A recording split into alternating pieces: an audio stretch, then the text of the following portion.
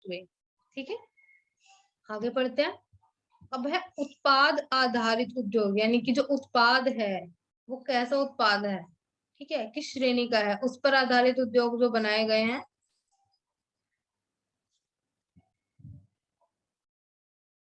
तो उत्पाद आधारित उद्योग, हमने इसके बारे में उस चार्ट में पढ़ा था कि दो प्रकार के उत्पाद होते हैं, एक होता है मूलभूत उत्पाद और एक होता है उपभोक्ता उत्पाद। तो जो उपभोक्ता उत्पाद है उसमें वो वस्तुएं बनाई जाती हैं जो प्रत्यक्ष रूप से उपभोक्ता ही इस्तेमाल करते हैं, जैसे कि बिस्कुट बनाना, कपड़े बनाना, खिलौने बनाना, और जैसे कि वाहन बनाना जिसमें कार, स्कूटर हो, ये सब आते हैं।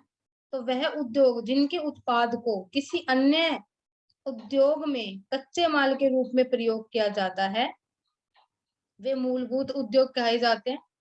ठीक है, मतलब एक उद्योग है जिसमें लोहा बनाया जाता है, ठीक है, ये लिखा उदाहरण में लोहा इस्पात उद्योग है जिसमें लोहा बनाया जाता है। फिर उस लोहे को क्या किया जाएगा, मान लो एक वस्त्र उद्योग है, उसके लिए जो मशीनें होती हैं, तो लोहा इस्पात उद्योग का जो लोहा है उससे वस्त्र उद्योग के लिए मशीनें बनती है, और फिर मशीनें उपभोक्ता के उपयोग की वस्तुएं बनाती है। ठीक है, तो अगर लोहा इस्पात उद्योग नहीं है तो ना तो उद्योग वस्त्र उद्योग के लिए मशीनें बनेंगी, और मशीनें नहीं होंगी तो उपभोक्ता के लिए वस्तुएं भी नहीं बन पाएंगी।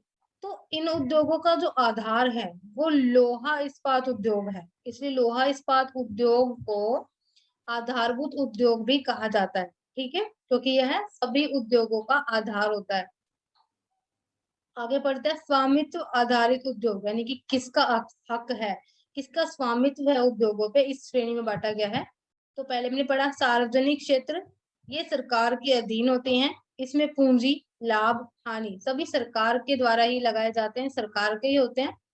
मतलब इसमें पैसे भी सरकार लगाएंगी, और अगर उद्योग को लाभ हो रहा है तो वो भी सरकार का ही होगा, और अगर हानि है तो वो भी सरकार की ही होगी। ठीक है, साम्यवादी और समाजवादी देशों में ज्यादातर ऐसे उद्योग होते हैं। ठीक है, मतलब समाजवादी और अगर आपने अर्थशास्त्र पढ़ी है तो आपको पता होगा साम्यवादी क्या होता है, समाजवादी क्या होता है।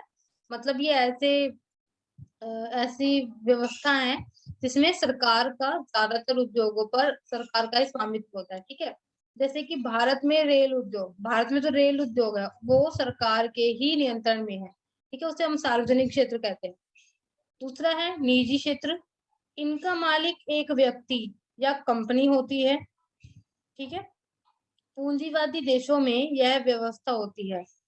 पूंजीवादी देश मतलब जहां पर जो है सरकार का हस्तक्षेप नहीं होता अर्थव्यवस्था में। ठीक है, भारत में टाटा समूह, बिरला और रिलायंस आदि इसके उदाहरण हैं। मतलब भारत में जो टाटा समूह है उसका भी जो स्वामित्व है वो एक व्यक्ति के पास है, बिरला कंपनी का भी और रिलायंस कंपनी का भी। ठीक है, इसमें पूंजी, लाभ, हानि पर, मतलब ये तो तीन है, पूंजी भी, लागत भी उन्हीं की होगी, लाभ भी और हानि भी, इन पर निजी क्षेत्र का ही अधिकार होता है। मतलब जिसका वो उद्योग होगा उसी का ही लाभ होगा और उसी की हानि होगी अगर उद्योग हानि में जाता है तो। ठीक है, आगे पढ़ते हैं।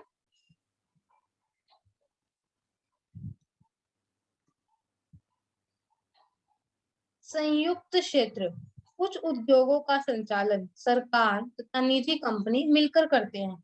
ठीक है, इसमें लाभ या हानि पर दोनों क्षेत्रों का ही अधिकार होता है। मतलब एक संयुक्त क्षेत्र, संयुक्त उद्योग है जिसमें जो है सरकार का भी आधा हक है और आधा जो अधिकार है वो निजी कंपनी का है। तो उसमें अगर लाभ होती है तो दोनों में बराबर बटेगा, और हानि होती है तो वो भी दोनों की ही जिम्मेदारी होगी। ठीक है, ऐसी व्यवस्था मिश्रित अर्थव्यवस्था वाले देशों में होती है। मिश्रित अर्थव्यवस्था मतलब जहां पर आधी अर्थव्यवस्था को सरकार के नियंत्रण में किया जाता है और आधी को निजी कंपनी की। ठीक है, आगे पढ़ते हैं। जो उद्योगों का वर्गीकरण है वो यहाँ पर खत्म हो गया है। अब हम आगे पढ़ेंगे बड़े परंपरागत पैमाने वाले औद्योगिक प्रदेश, मतलब जो है परंपरागत मतलब जो पुराने जमाने से चलते आ रहे हैं, और बड़े पैमाने पर औद्योगिक प्रदेश मतलब ऐसे प्रदेश जहाँ पर बहुत सारे उद्योग हैं और वो परंपरागत यानी कि पुराने जमाने से बने हुए हैं। ठीक है, तो वे क्या होते हैं हम उसके बारे में पढ़ेंगे। यह भारी उद्योग के क्षेत्र होते हैं, मतलब ऐसे क्षेत्र जहाँ पर भारी उद्योग होते हैं, भारी मतलब काफी मात्रा में बड़े बड़े उद्योग होते हैं। इसमें भारी इंजीनियरिंग, धातु पिघलाने वाले रासायनिक उद्योग, वस्त्र उद्योग शामिल है। मतलब कि जो धातु पिघलाने वाले उद्योग होते हैं, ठीक है? मतलब जिसमें लोहा को पिघलाया जाता है, ठीक है? ऐसी धातुओं को पिघलाया जाता है, वे वाले उद्योग, रासायनिक उद्योग और वस्त्र उद्योग शामिल होते हैं। इन्हें धुएँ की चिमनी उद्योग भी कहा जाता है। अब देखिए इन्हें धुएँ की चिमनी उद्योग क्यों कहा जाता है? क्योंकि ये उद्योग बहुत पुराने हैं, ठीक है? और इन प्रदेशों में ज़्यादातर बहुत ज़्यादा मात्रा में उद्योग हैं। तो जितने ज़्यादा उद्योग होंगे और ये परंपरागत है तो पुराने समय के हैं, तो इसमें प्रदूषण कम करने वाली तकनीक का उपयोग नहीं है। तो ये जो उद्योग है वो बहुत ज़्यादा धुआँ छोड़ते हैं, ठीक है? काम करने के लिए, इसलिए इन्हें धुएँ की चिमनी उद्योग भी कहा जाता है। यहाँ पर रोज़गार का अनुपात ऊँचा होता है। क्यों? क्योंकि जितने ज़्यादा उद्योग हैं इस क्षेत्र में, उतने ही ज़्यादा रोज़गार की संभावनाएँ हैं। यहाँ पर घटिया प्रकार के घर होते हैं, मतलब क्योंकि ये पुराना क्षेत्र है और औद्योगिक है पूरा, तो यहाँ पर जो घर है वो विकसित नहीं है, वो पुराने ही हैं, बेकार एकदम टूटे-फूटे और कम सेवाओं की उपलब्धता होती है। ठीक है, यहाँ पर सेवाएँ भी ज़्यादा नहीं होती, मतलब जैसे कि डॉक्टर की सेवा या अध्यापक की सेवा, यहाँ पे बहुत ही कम सेवाएँ हैं। ठीक है, ये पूरा औद्योगिक क्षेत्र है। यहाँ का वातावरण प्रदूषण भरा होता है और गंदगी के ढेर होते हैं। अब जैसे कि यहाँ बताया धुएँ की चिमनी उद्योग कहा जाता है, तो अगर धुआँ है तो वातावरण तो प्रदूषित ही होगा और गंदगी के ढेर है, क्योंकि जो उद्योगों से जो निकलने वाला गंदा पानी है, जो धुआँ है और जो उनके अपशिष्ट है, जो उनका कचरा बचता है, उसकी वजह से गंदगी के ढेर होते हैं यहाँ पर। बेरोजगारी की समस्या, प्रवास और मांग कम होने के कारण त्यागी गई भूमि का क्षेत्र होता है। मतलब यहाँ पे क्या है, मतलब यहाँ पे इन्होंने बताया कि रोजगार का अनुपात ऊँचा होता है, मतलब यहाँ रोजगार मिलने की संभावनाएँ बहुत ज़्यादा है।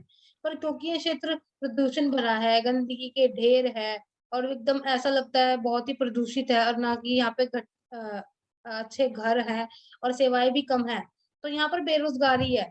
मतलब यहाँ पर लोगों को बेरोजगारी का सामना करना पड़ रहा था, वे लोग उद्योगों में काम नहीं करना चाहते थे, इसलिए वे प्रवास कर गए, निकल गए यहाँ से और इन उद्योगों की जो माँग है वो कम होने के कारण, वो माँग कम क्यों है? क्योंकि ये पुराने उद्योग हैं, जो कि बहुत ज़्यादा मात्रा में धुआँ छोड़ते हैं, प्रदूषित करते हैं वातावरण को, इसलिए इनकी माँग कम है।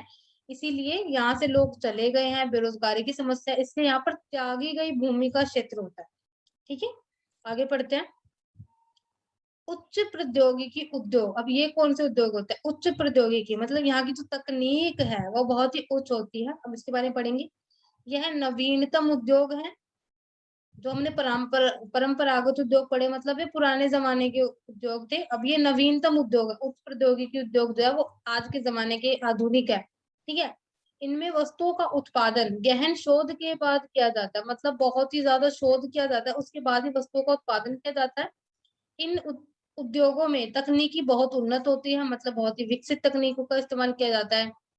जैसे कि मैंने स्वचालित मशीनें आपको बताई थी, तो मशीनें बहुत ही कम मेहनत पर काम कर लेती हैं। इन उद्योगों में यंत्र मानव रोबोट भी कार्य करते हैं। तो आप देख लीजिए ये आधुनिक मशीनें हैं और इसमें यंत्र मानव मतलब इतनी आधुनिक है, इतनी नवीनतम है, इतनी यहाँ की जो तकनीक है वो इतनी उन्नत है कि यहाँ पर रोबोट भी हैं, और वे भी कार्य करते हैं। यहाँ पर वस्तुओं का डिज़ाइन कंप्यूटर द्वारा बनाया जाता है। इन उद्योगों में काफ़ी साफ-सफाई और कारखाने की बजाय प्रयोगशालाएँ होती हैं। मतलब ये उद्योग आधुनिक है, इसलिए यहाँ पर साफ-सफाई होती है। इनके जो उद्योग हैं वो प्रदूषण कम फैलाते हैं, ठीक है? और यहाँ पर अपशिष्ट निवारण का भी इन्होंने तकनीक का इस्तेमाल किया है और कारखाने नहीं होते धुआँ छोड़ने वाले, यहाँ पर बल्कि प्रयोगशालाएँ होती हैं। क्योंकि शोध किया जाता है किसी भी उत्पाद को बनाने से पहले, इसलिए प्रयोगशालाएँ होती हैं यहाँ पे, ठीक है? और इसके बारे में आपसे आपके पेपर में आपसे पूछा जा सकता है कि बड़े पैमाने के परंपरागत उद्योगों के बीच और उच्च प्रौद्योगिकी उद्योगों के बीच आपको अंतर करना है। तो आप इनको अच्छे से तैयार करके जाइएगा, याद करके। अब हम पढ़ते हैं लोहा इस्पात उद्योग। आपने इसके बारे में पढ़ा था कि आधारभूत उद्योग होते हैं, क्योंकि अगर ये उद्योग नहीं होंगे तो लोहा नहीं मिलेगा, जिससे मशीनों का उत्पाद किया जाता है, ठीक है? यह उद्योग सभी उद्योगों का आधार है।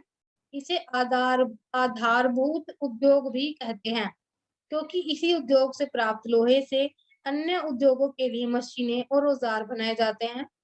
इसे भारी उद्योग भी कहते हैं, क्योंकि इसमें भारी भरकम कच्चा माल उपयोग में लाया जाता है। अब भारी उद्योग क्यों कहते हैं? क्योंकि जो लौह अयस्क है, वो बहुत ही भारी होता है। आप जानते हैं पूरी चट्टान होती है लोहे की, तो वो काफी भारी है, इसलिए यहाँ पर जो कच्चा माल है वो बहुत ही भारी भरकम होता है, इसलिए इन्हें भारी उद्योग भी कहते हैं। अब ये जो है एक तथ्य है कि लोहा कैसे बनाया जाता है, आप इसको अच्छे से पढ़ना, क्योंकि हो सकता है पेपर में आपसे ये पूछा जाए। लोहा निकालने के लिए लौह अयस्क यानी कि लोहे की जो चट्टान है वो झोंका भट्टी में, मतलब झोंका भट्टी होता है जहां पर इस चट्टान को पिघलाया जाएगा, जहां पर लोहा अलग किया जाएगा, तो झोंका भट्टी में कार्बन और चूना पत्थर के साथ पिघलाया जाता है। मतलब जो लोहे की चट्टान है उसे मतलब भट्टी में डाल दिया जाता है कार्बन और चूना पत्थर के साथ, और उसके बाद पिघला हुआ लोहा बाहर निकलकर ठंडा हो जाता है, तो उसे कच्चा लोहा कहते हैं। मतलब कार्बन और चूना पत्थर के साथ जो हमने लोहा पिघलाने के लिए झोंका भट्टी में डाला था, जब वह बाहर निकल जाता है और ठंडा हो जाता है, तो उसे कच्चा लोहा कहते हैं। ठीक है, तो ऐसे तो लोहा बन गया। अब इसी कच्चे लोहे में मैग्नीज मिलाकर इस्पात बनाया जाता है। मतलब उसी कच्चे लोहे में अगर हम मैग्नीज मिला दे तो स्टील बन जाता है। स्टील को हिंदी में इस्पात कहा गया है। ठीक है, तो यहाँ पर आपको दो प्रक्रिया बताई गई, एक तो लोहा कैसे बनाया जाता है और इस्पात कैसे बनाया जाता है। तो अगर आपसे पेपर में पूछा जाए तो आप यहाँ से इसको लिख सकते हैं, याद कर सकते हैं।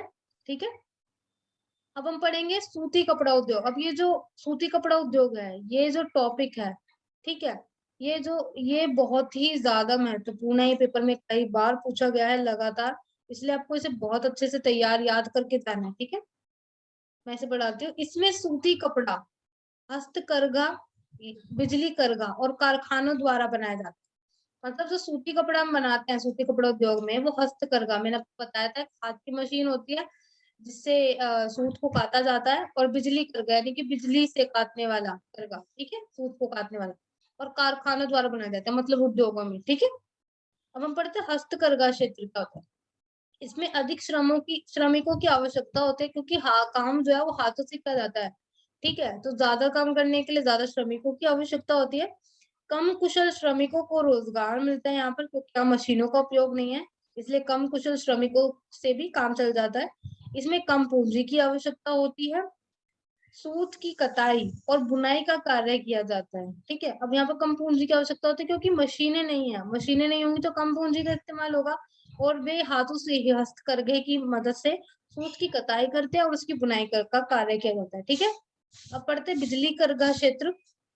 इसमें कपड़ा बनाने के लिए मशीनों का उपयोग किया जाता है। मतलब जो कार्य पहले हथकरघा यानी हाथों से किया जाता था, वह मशीनों द्वारा किया जाने लगा, सूत को कातने का, उसकी बुनाई का। इसमें कम श्रमिकों की आवश्यकता होती है, क्योंकि मशीनें होती हैं, तो मशीनें ज्यादा काम करती है, श्रमिक कम ही चाहिए, बस जो मशीन को शुरू कर दे। ठीक है, अधिक पूंजी की आवश्यकता होती है, बड़ी बड़ी मशीनें खरीदनी पड़ती है, इसलिए अधिक पूंजी लगती है। अच्छे प्रकार के कपड़ों का बड़ी मात्रा में उत्पादन होता है। मतलब यहाँ पर कपड़ों की जो गुणवत्ता है वो बहुत अच्छी होती है, और बहुत ही सुंदर कपड़े बनाए जाते हैं, और बहुत ही ज्यादा मात्रा में। ठीक है, कम समय में।